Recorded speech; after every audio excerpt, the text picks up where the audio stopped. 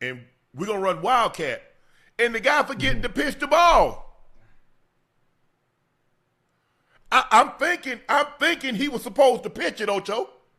Yeah, he was supposed to pitch it. He was supposed to come around, and obviously, listen. I guess he was going to throw it. I guess somebody else was going to go out for a pass. I guess. I mean, at this point in time, Ocho, we just like everybody else. We had a loss for words. I'm confused. The only way as a head coach, this is how I know a job isn't in jeopardy. This is how I know a job is in jeopardy, because when your job is in jeopardy, you call plays that are conducive for you to look good as a head coach. And with a quarterback playing as well as he was playing, even if it wasn't Shador, a quarterback that has you ain't a hot taking him hand out like he had that game. You're not taking him out. No, you're not taking him out because your job is on the line. You're not taking him out. Your job is on the line. I need to do everything I can to show management and those that are in positions of power who can make the call on whether I stay or go. That's coming from up top, huh? Matter of fact, we can't even blame the coach. This is the same situation. Who's the reason? Who took the fall for Luka getting traded again? Nico. Stefanski is basically Nico. Mm-hmm. Gotta. Listen, do whatever you need to do. Do whatever you need to do to make him look bad. Because there's no reason. Why are you not trying to win? Are you trying to tank purposely? Are you trying to make your team look bad purposely? Because that's exactly what you're doing. Because you have every Cleveland Brown fan, every football fan scratching your head about the decision making you're making as a head coach. I've had people reach out to me and ask me, they don't even really know football like that. Say, why they take Shador out? Because they say, well, I'm going to ask you because I know you played the game, you watched the game, you studied the game. I said, I don't know. They're like, you know something. I'm like, damn, I ain't in Cleveland. I don't know. Right. Hell, if I do, I tweeted it. It needs to be studied.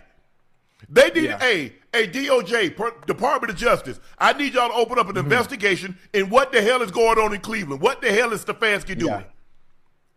Because it makes no sense.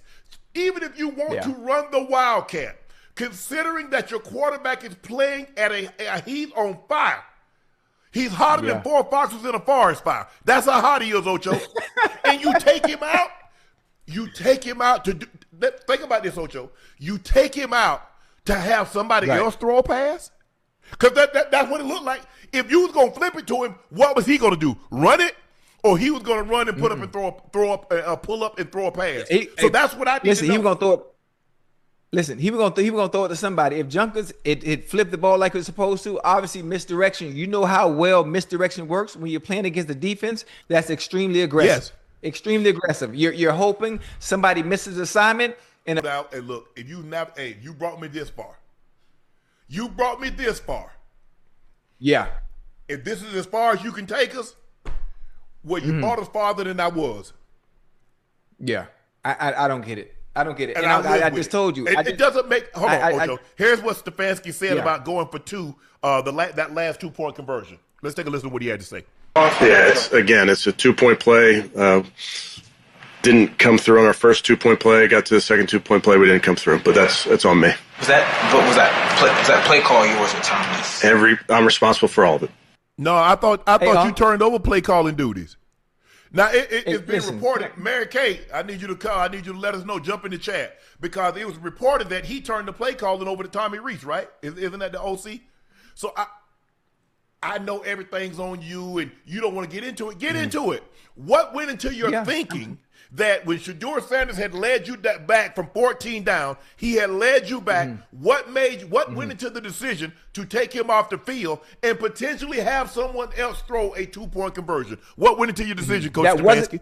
Hold on. Not only have someone else throw the 2-point conversion, have someone else throw the 2-point conversion that wasn't your quarterback, that was on fire like he was playing NBA jams.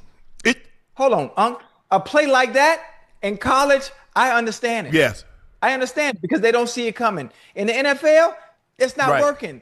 That's a play for the movie The Longest Yard. Or maybe on Thanksgiving you're in the goddamn turkey bowl. That's what it's for. Or maybe the movie Waterboy.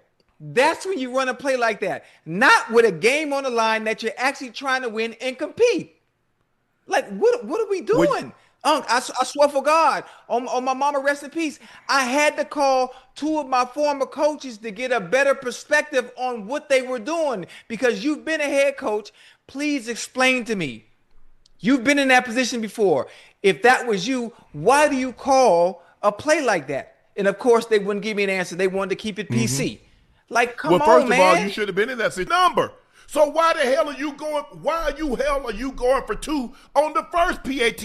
If you just kick it, now you're down 7. Now you don't have to chase the second point. That's what makes no sense to me. Nothing. First of all, it didn't make. Who he started, he went with Flacco. Okay, fine. They said Dylan Gabriel. They drafted him in the 3rd round. Okay, whatever the case may be, we can't go back in time, undo what's already done. But moving forward, the guy gives you a great opportunity to win. A great opportunity. He's playing his ass off.